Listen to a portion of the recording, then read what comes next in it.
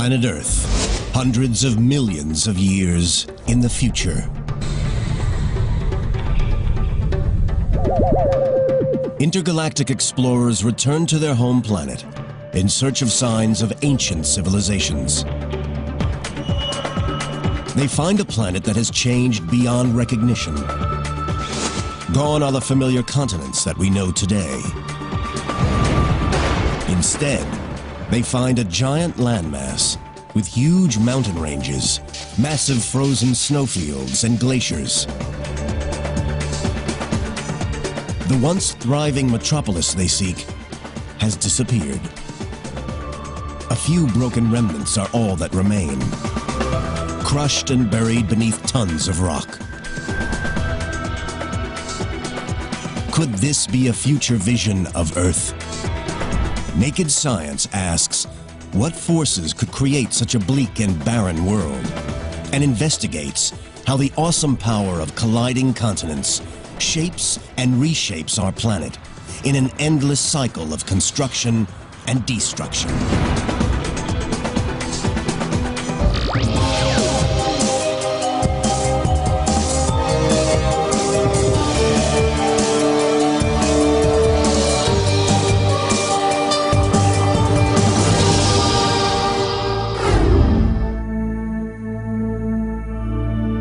Our world, the Earth.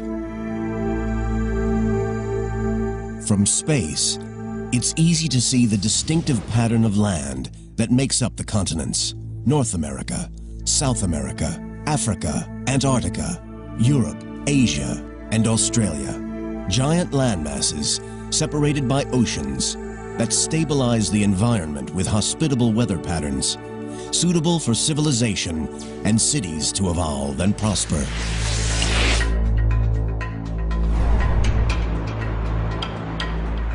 Now imagine our planet ravaged by storm force winds, subjected to extremes of temperature, giant freezes, heat waves, and droughts. A world where cities are crushed and destroyed, where Africa tramples New York underfoot, and London freezes at the North Pole. The geological future of New York is going to be rather traumatic. North America and Europe are going to collide with one another. The world as we know it will be unrecognizable. This is not a portrait of the Earth after a devastating global disaster. This is how nature will shape our planet many millions of years in the future. This incredible remodeling is just part of a natural cycle that has shaped the Earth for the last 4 billion years, and will continue to do so until the sun finally destroys its surface once and for all. Today, our continents may seem solid, safe, and forever fixed in place, but they are none of those things. These great landmasses are constantly on the move. Speed up the last few billion years, and one can see the continents sailing across the globe. Powerful forces deep within the planet rip the continents apart and then smash them together in an ever-changing cycle of death and rebirth. Oceans disappear, mountains crumble, and rise again. Landmasses form and reform. Colliding continents are the mightiest force on Earth. When we look at the history of planet Earth, we see that it is full of change. Change is part of nature, and this change continues today and will continue into the future.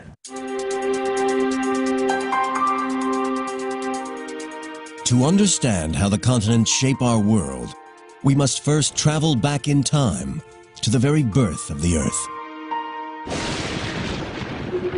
4.5 billion years ago, the Earth is created from the debris left over from the formation of the Sun. Dust and debris collide and clump together. Once these clumps grow into objects about half a mile in diameter, they create enough gravity to attract more material.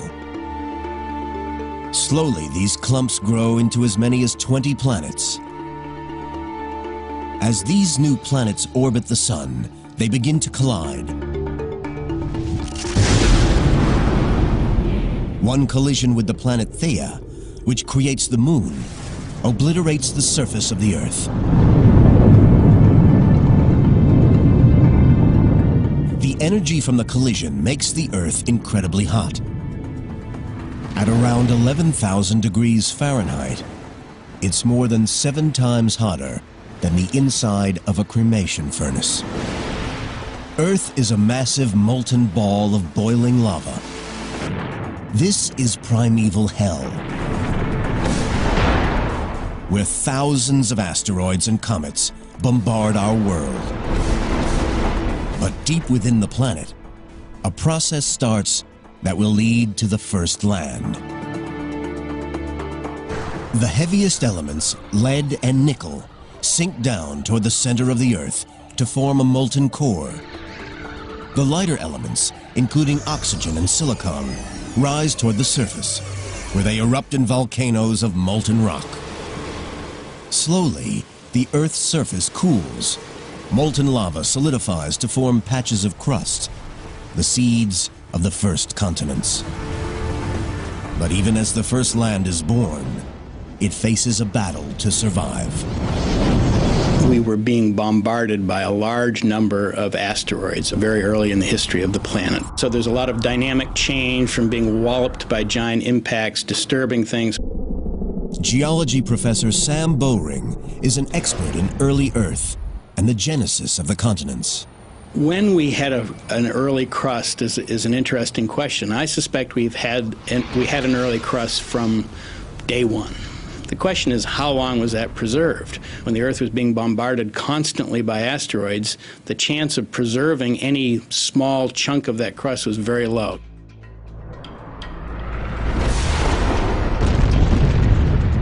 The relentless bombardment destroys the new planet's crust almost as soon as it forms. This recycling of the surface continues for many millions of years. But as the flux of asteroids began to wane, and as the Earth matured a little bit, I suspect the early crust lasted a little bit longer. Eventually, the barrage from asteroid impact slows down. The surface of the Earth continues to cool. But the Earth is missing one vital ingredient: oceans.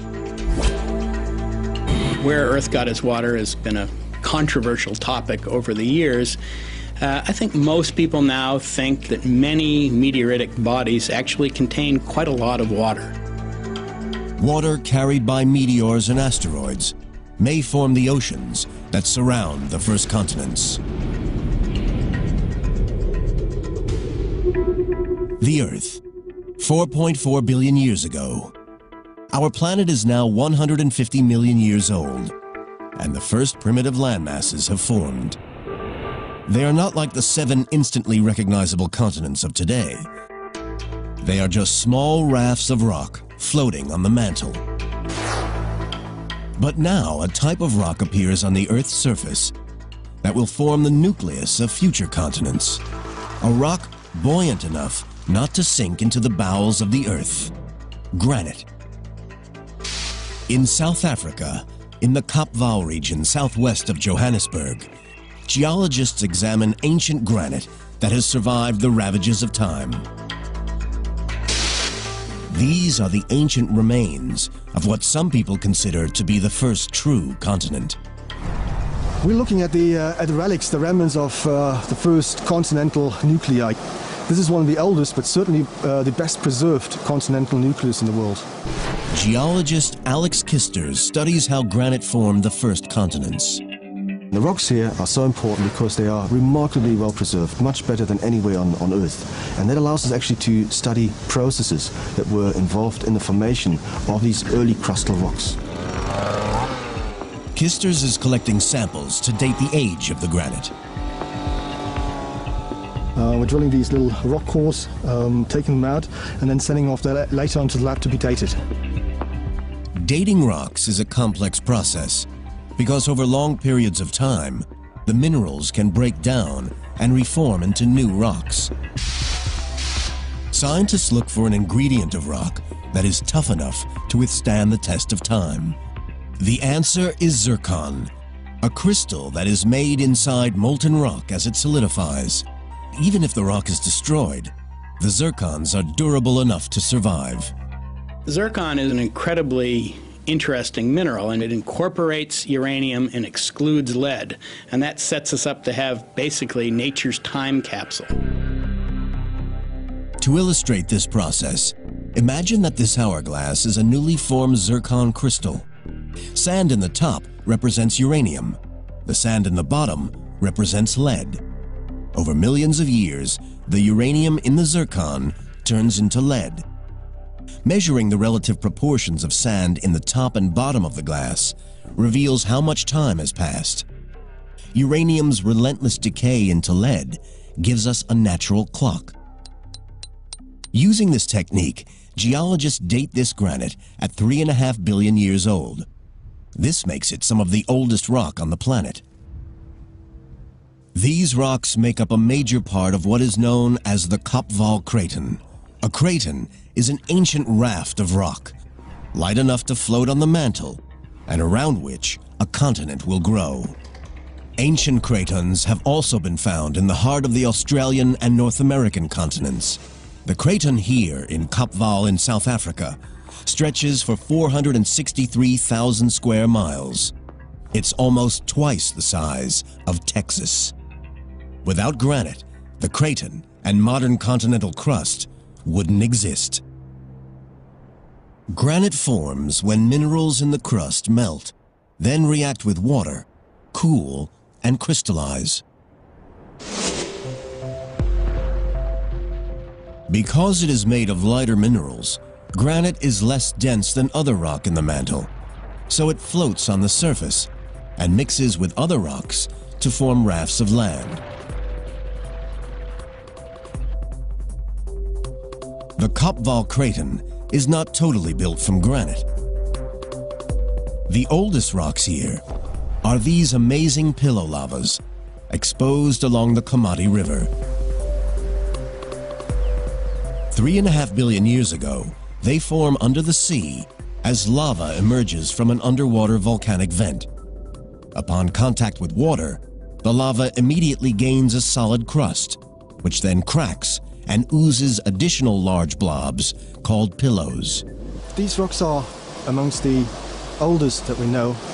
It's basically identical to pillow lavas that we see on a recent ocean floor or in settings like Hawaii. The Komati pillow lavas begin their life on the ocean floor, but are pushed up out of the sea to form part of a continent. But where did the granite come from? To create it, you need the right mix of minerals. A new theory suggests that life itself may have provided the missing ingredients. It may sound like an outlandish idea, but there's some evidence that living organisms that use photosynthesis appeared around the same time that the continents began to grow, 3.8 billion years ago. Scientists suggest that early organisms, microbes, help speed up the breakdown of rock emerging at the Earth's crust. Over hundreds of thousands of years, this rock breaks down into new minerals, which sink back into the mantle. Deep below the surface, they heat up and form granitic magma. The magma rises into the protocontinent, freezes, and forms huge solid rafts of granite. Now stabilized, the craton begins to grow, forming new baby continents. But cratons are not the only factors at work. More powerful forces are building up deep within the planet.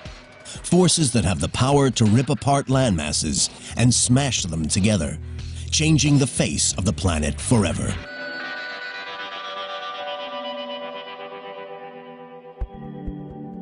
Four and a half billion years ago, the Earth forms. For many years, it is bombarded by asteroids and meteors. Slowly, the molten planet cools, and small landmasses form around cratons of granite rock. Massive forces from deep within the planet rip apart and smash these small proto-continents together as they grow into the large landmasses we see today. The surface of the Earth, the crust, is made up of a giant jigsaw of interlocking pieces called tectonic plates. The separate plates themselves sit on the mantle, the layer between the crust and the Earth's core. Although the mantle is made of rock, the heat and pressure deep down mean it's flexible enough to allow the plates above to move up to several inches a year.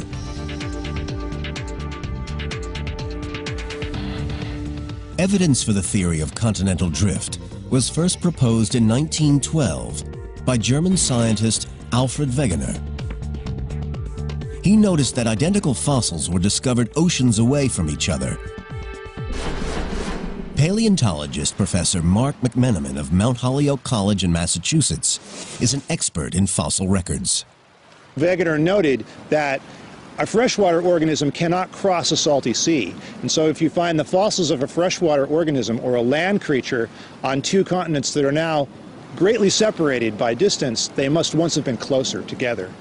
By identifying like fossils on different continents, scientists can map which continents were joined in the past. The fossil distributions will tell us where fossils occur and how the continents must have been juxtaposed. Fossils that are identical but occurring in very different parts of the world imply that the continents have drifted. When he first proposed his theory of continental drift, Wegener was laughed at. The idea that continents could actually move was considered preposterous. The problem was, he didn't know how the continents moved. The missing mechanism wasn't discovered until the 1960s.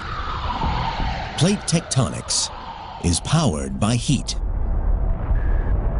Plate tectonics is being largely driven by the fact that the interior of the Earth is much hotter than the surface. The temperature at the center of the core is 10,000 degrees Fahrenheit. It's as hot as the outer parts of the sun. Much of the heat is left over from the collisions and massive bombardment during the early days of the Earth. The rest comes from radioactive decay of heavy elements in the core. Heat escaping from the core creates convection currents in the next layer of the Earth, the mantle. The process is like a lava lamp, where heat from the bulb at the bottom creates convection currents in the oil, pushing the synthetic lava upward. The heat melts part of the mantle and sends plumes of magma, molten rock, rising to the surface. It rises between cracks in the plates, creating new rock that pushes the plates apart. I think that plate tectonics is virtually inescapable on this planet. It's an exceedingly efficient way to cool the interior of the Earth. This formation of new rock splits apart and separates the plates and the continents sitting on them. Today, the majority of this new rock forms under the sea, creating vast interconnected volcanic mountain ranges that extend through all the major oceans of the world. One range can clearly be seen at the bottom of the Atlantic Ocean, along the Mid-Atlantic Ridge. It stretches more than 12,000 miles from the sub-Antarctic to the Arctic. It comes to the surface in a few places. Iceland was created from volcanic lava, bubbling up at the junction between the North American and Eurasian plates. It's one of the few places on Earth that one can actually see continents being pushed apart. We are watching here geological structures that you cannot really watch anywhere else. It's like a big textbook of geology. This is where the Earth's crust is being made.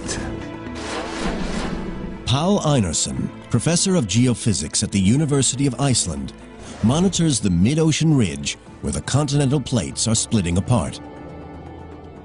The ridge in Iceland is almost 3 miles wide. On one side is the North American plate, on the other side, the Eurasian plate. The rift here grows as new rock forms at its center, pushing North America and Europe away from each other. The Atlantic Ocean widens, and the two continents drift apart. Eventually, the Atlantic could become as big as the Pacific. To measure how fast they're splitting, Einarsson takes global positioning system readings at specific points along the plate margin. We put the antenna right on top of the point, and then we can calculate the exact position of this point in the world with respect to the center of the Earth. Although the ridge appears calm and there's no magma rising to the surface, Einarsson's measurements show that the two continents are drifting apart by around an inch a year. So by the end of the century, Europe and America will be almost 8 feet further apart. The movement in Iceland is typical of the processes shaping the continents since their birth 4.4 billion years ago. It's part of the great cycle of the Earth's continents. The new crust, created at the mid-ocean ridge, moves away, cools, and eventually sinks back into the Earth.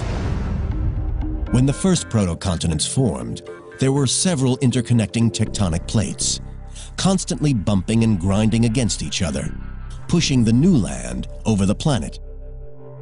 Today, the Earth has over a dozen plates, some colliding together, some moving apart. They are powerful enough to move a continent the size of North America over 3,000 miles in 200 million years. That's 15 miles every million years.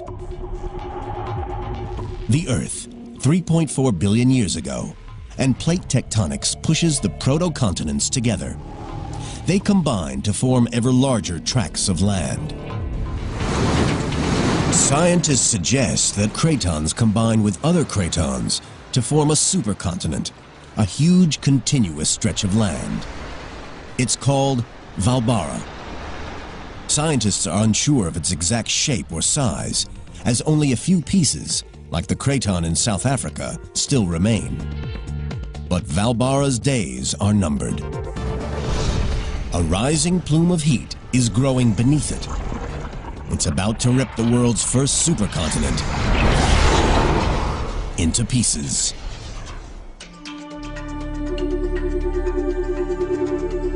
$2.7 billion years ago, Hvalbara, the world's first supercontinent, still dominates the planet. But plate tectonics, powered by heat from the Earth's core, is about to split it apart. Rock is a good insulator. When a continent gets very large, the rock traps heat beneath it.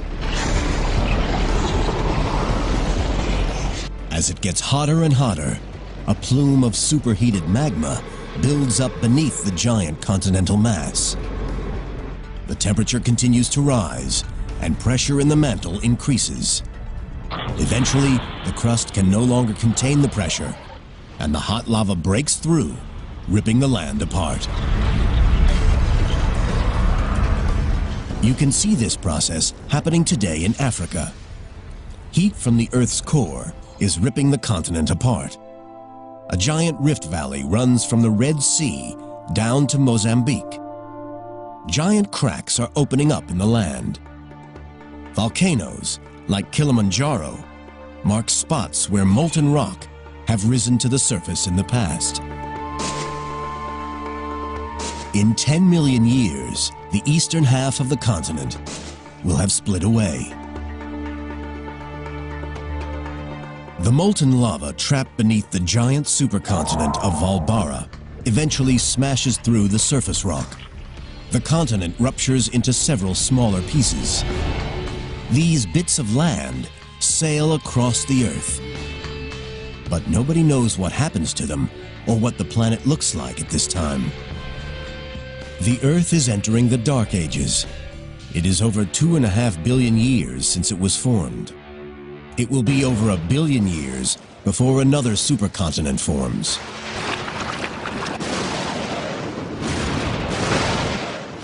The Earth is entering a deadly cycle of destruction and rebirth. The theory of continental drift suggests that we go through cyclic phases of continental dispersion and then continental collision. And the continents then seem to move apart from one another and then collide with one another over maybe 100 million year or more time scale. When a large continent splits apart, the separate pieces travel away from each other, pushed by the creation of new land at the ridge between plates. Because the Earth has a constant surface area, the same amount of land created must be absorbed into the Earth. This process happens at subduction zones at the junctions of plates. At a subduction zone, crust dives down into the mantle to be melted to form new rock. When the plate subducts into the Earth, it brings two pieces of land together. When they collide, a new supercontinent starts to form. It is now 1.1 billion years ago on our timeline, and the next known supercontinent has formed. Its name is Rodinia, and it holds almost all of the continental rock on the surface of the Earth. Still, no one knows exactly what it looked like, but at its heart is an area that will eventually become North America. 350 million years later, the cycle of annihilation and creation starts again as the buildup of heat beneath the surface of the Earth tears Rodinia apart. When Rodinia splits, it forms several smaller continents that for millions of years drift apart and then drift back together again to form Gondwana, a supercontinent in the southern hemisphere. Eventually, after several 100 million years, Gondwana slowly splits apart. Plate tectonics pushed the land back together to create the world's last supercontinent. It's a huge landmass known as Pangaea. All the continents we know today are here, joined together. Geologists are able to plot the continents' relative positions because 350 million years ago, there are numerous species on Earth, each living in distinct regions. This specimen that I have right here is the first trilobite that was ever described from what is now the United States. It is exactly the same type of trilobite that occurs on the other side of the Atlantic Ocean in North Africa. So we know then that the trilobites in the old and new worlds must have been close together because they're so closely related. The fossil records show that North America and Europe rest next to one another. The land where New York now sits is next to Morocco in North Africa. The Atlantic Ocean does not exist. The east coast of South America nestles against the western coast of Africa, while Australia, India, and Antarctica are joined to the southeast of Africa. If we want to look at a picture of the world 250 million years ago, we're going to look at a world in which a four-footed creature could walk from one end of this landmass to the other. Pangaea is one giant continuous landmass. It not only makes the world look very different, it also has a dramatic effect on climate. Because much of the land is located far from the sea, the climate of the interior changes radically from season to season. It gets very hot in the summertime and extremely cold in the winter. You don't have the moderating influence of the ocean that we have today. So it's a very different world. And it's a world that in some ways is harsher and less hospitable, at least to life on land. It's thought that the climate change caused by Pangaea's formation may have played a role in one of the largest mass extinctions on Earth. This event, known as the Permo-Triassic mass extinction, wipes out about 90% of all life on Earth. It's been called the mother of all mass extinctions. I would consider that the formation of Pangaea, with its climate worsening effects, to be a contributing factor, however, and not the sole cause of the mass extinction. 250 million years ago, and the supercontinent of Pangaea is breaking up. The continents we know and recognize today begin to take shape. Over the next tens of millions of years, South America drifts away from Africa, North America away from Europe. Australia splits off from Antarctica, and heads north to warmer climes.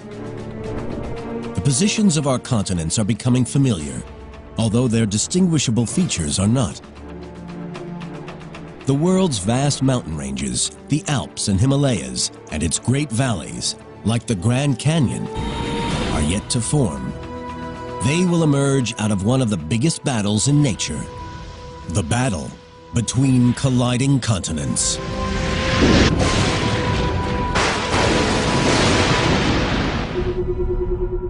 Earth, 100 million years ago. The continental map of the modern world is gradually becoming recognizable. But a battle is still raging between the continents that will change the face of our world forever and create some of the most extraordinary geological features on the planet.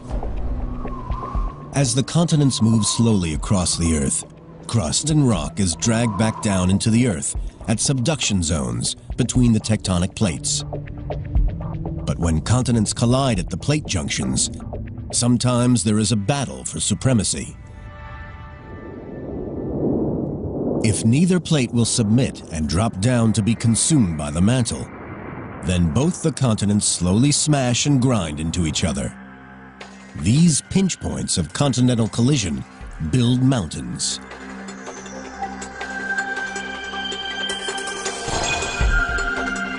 The Alps are the largest mountain range in Europe.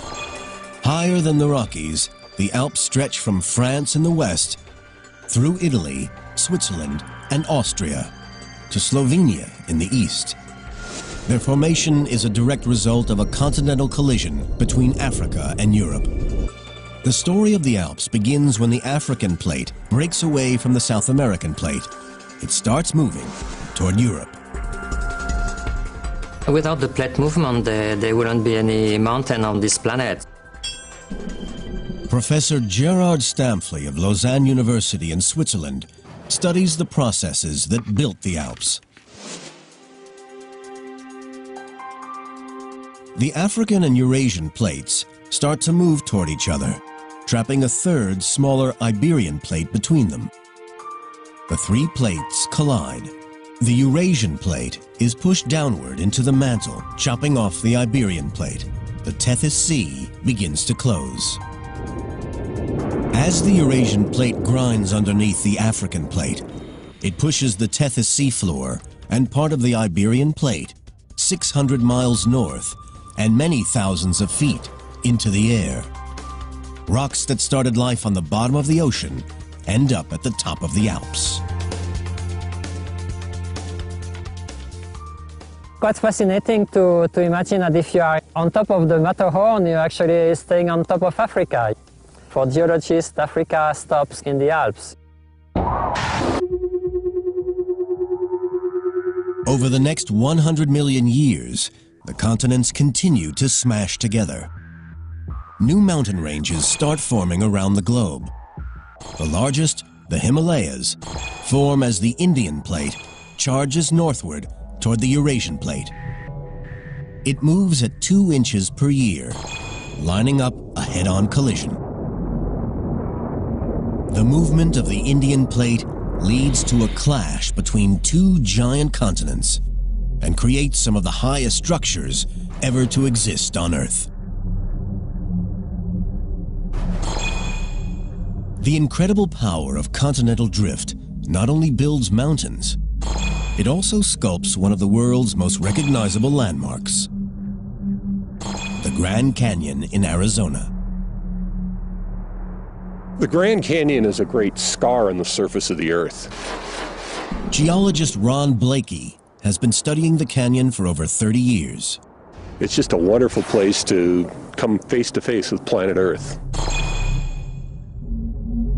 The Grand Canyon is 277 miles long and up to 18 miles wide. At its deepest, it stretches down for over a mile. The gorge exposes the interior of the North American continent. It's like looking through the pages of a book. Each layer tells a story about the past. One of the really neat things about Grand Canyon is as we go up the walls of the Grand Canyon, it's just like going through a time machine. Layer upon layer of rock reveal the geological history of North America, from present day to 2 billion years ago. The deeper you go, the older the rocks. By studying the layers, Blakey can piece together the history of the canyon. He finds some of the most interesting evidence at the very top: fossils of ocean creatures. Wow, this bed's the jackpot here. What we have is an extraordinary example of a Permian seafloor. The most important thing it tells us with respect to the Grand Canyon is that this area had to be near sea level when these rocks formed. Now it's 7,000 feet above sea level on the rim of the Grand Canyon. So something had to happen. Either the sea had to fall 7,000 feet, and we're pretty sure that didn't happen, or this landscape had to be uplifted 7,000 feet. We're pretty sure that happened. 250 million years ago, the canyon starts to form as a result of a collision between the Pacific and North American plates. They collide with such force, the North American plate thrusts more than 2 miles upward. What was once seabed rises over a period of 15 million years to form a vast plateau far above sea level.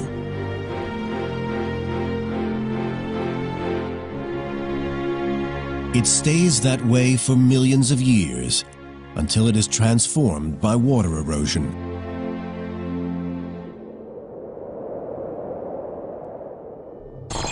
"6 million years ago, several hundred miles south of the canyon, plate movements open up the Gulf of California to the sea. For the first time, small streams in the Rocky Mountains could empty into the ocean. So if we're starting a stream at 14,000 feet in the Rocky Mountains and carving down to sea level, and the Grand Canyon just happens to be in the way, the Grand Canyon's going to get cut out. These streams merge to form what is now called the Colorado River. It cuts down through the land, heading toward the Gulf of California. It took a river to carve the canyon. The water has carved down through the rocks layer by layer by layer, removing material out of the canyon and leaving the great void that sits behind me. The Grand Canyon is a testament to the awesome power of the continents in shaping our world. Back on our journey, tracing the birth and death of the continents, it is now 20 million years ago. 2,500 miles south of the Grand Canyon, another plate collision is about to take place. The map of the modern world is almost complete.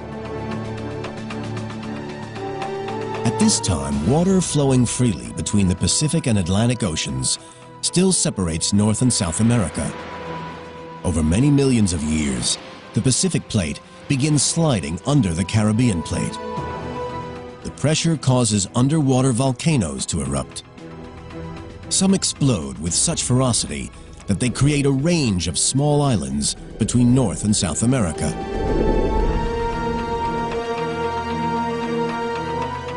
Over the next 17 million years, ocean currents deposit sediment in gaps between these new islands. Gradually, the sediment builds up and compresses to form land bridges between the islands. 3 million years ago, the Isthmus of Panama, a narrow strip of land, finally joins North and South America. It separates the Pacific and Atlantic Oceans. The flow of water between the two stops, and ocean currents must take new routes. This causes yet another change in the climate of our planet. It changes the movement of warm seas around the globe, disrupting weather patterns, possibly pushing the planet into an ice age. Many species are wiped out. The continents as we know them today are formed, creating the nice, hospitable environment for human civilization to evolve and thrive on planet Earth. But how long will it last? The forces that power plate tectonics are still active and will tear our continents apart once again. They will build a new world, one that may trigger another mass extinction and push humanity to the brink of annihilation.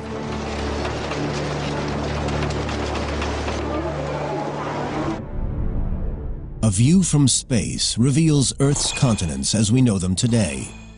There are 7 in total, but some are separated by a political divide rather than a geographical one. Africa-Eurasia is a supercontinent comprising of Africa, Europe, and Asia. It stretches from the Siberian Plateau in Russia to the Cape of Good Hope in South Africa.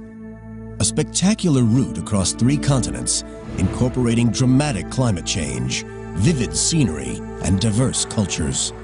However, Africa-Eurasia isn't the only supercontinent on the planet. Because the Panama Isthmus links North and South America together, they too can be thought of as one vast landmass. And if the Bering Strait between Russia and Alaska were to freeze over, it would be possible to walk from Cape Horn in South America to the Cape of Good Hope in South Africa. A journey of around 25,000 miles. But this won't always be possible, for powerful forces deep below the surface continue to send the continents hurtling across the globe. A process that started at their birth 4.4 billion years ago, and one which will continue long into their future. What we're observing at the moment is only a snapshot of the Earth's global cycle that has been undergoing for the last 4.5 billion years probably, and will be undergoing, even if we're not around anymore.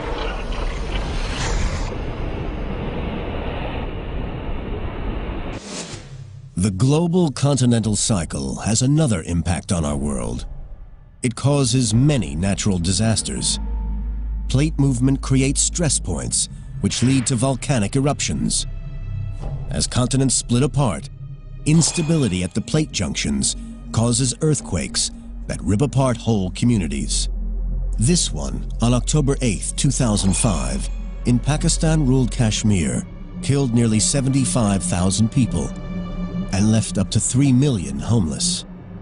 And when plates subduct into the earth, their death throes produce devastating waves. The 2004 Indonesian tsunami is just one demonstration of the terrifying power unleashed when plates move. Such natural disasters are part of the continental cycle, and they're not going to stop. Plates moving is something we have to live with. There's nothing we can do about it. It's going to happen. There are going to be big earthquakes in California. There's going to be a lot of damage. There's going to be loss of life.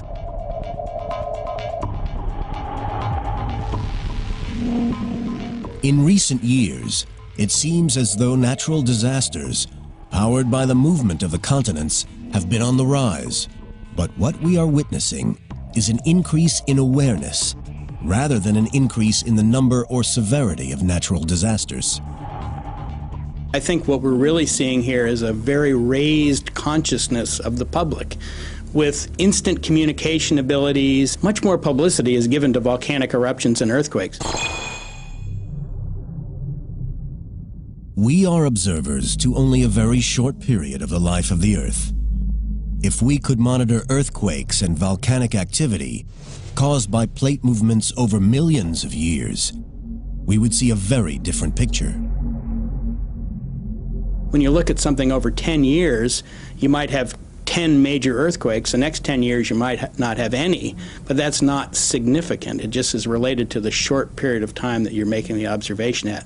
When you start looking at hundreds, thousands, and millions of years, all that averages out. It's impossible to predict exactly when the next disaster will occur. But it is possible to predict where it will happen. The plate boundaries.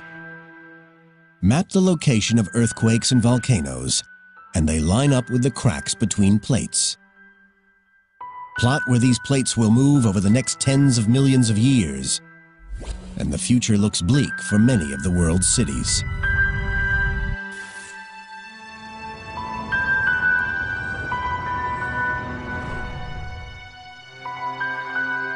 So what will our world look like in the future? 50 million years from now, the Atlantic Ocean will widen, pushing New York further away from North Africa. Meanwhile, in the southern hemisphere, Australia will be on a collision course with Southeast Asia, and in Europe, Africa will head north, closing the Mediterranean Sea. A new mountain range will form where Italy and Greece once stood. Known as the Mediterranean Mountains, they will be as big as the Himalayas, extending from Spain across southern Europe, through the Middle East, and into Asia.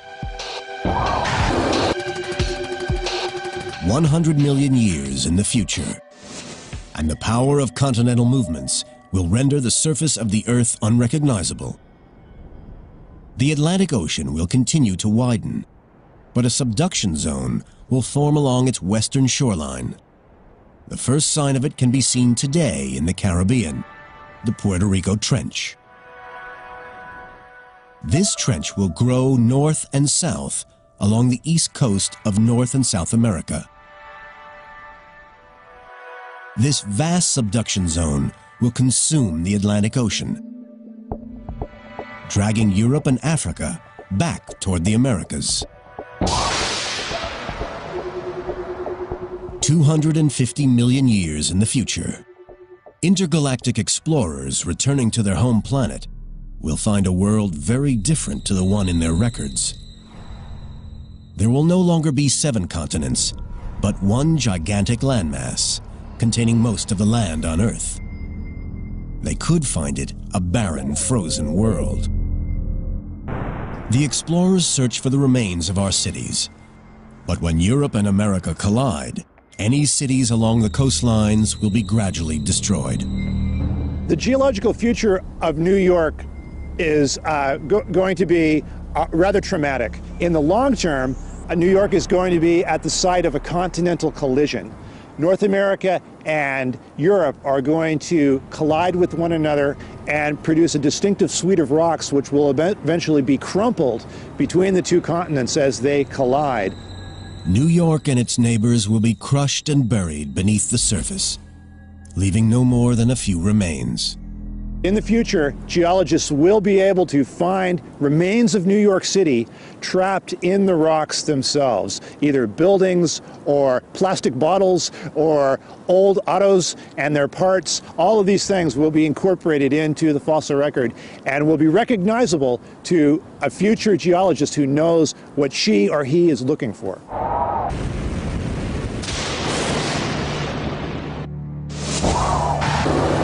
Because of its similarities to past supercontinents, this future landmass is called Pangaea Ultima, the final Pangaea. Nearly all the landmasses in the world will be joined together. Pangaea Ultima will probably experience climate extremes, freezing winters and scorching summers. This deadly weather could have devastating effects on all life on Earth. The implications for the human race are interesting to speculate about. Certainly, the disposition of the continents over time will affect Earth's climate, and that will in turn have an influence on which organisms survive, which go extinct, and could be a factor in future mass extinctions. The world we know is inching slowly toward its own destruction. The processes that shape the surface of the Earth are never going to change. We're going to have earthquakes, we're going to have volcanoes, we're going to have tsunamis and hurricanes, regardless of whether humans inhabit the planet. And so the planet will always be here, probably. Plate tectonics will operate for the foreseeable few 100 million years. The question is whether humans will be here to witness it or not. But even Pangaea Ultima might not be the end of the story. The forces that created it may eventually rip it apart and start the cycle of death and rebirth again. But by then, the impact of colliding continents could have been too much for our species.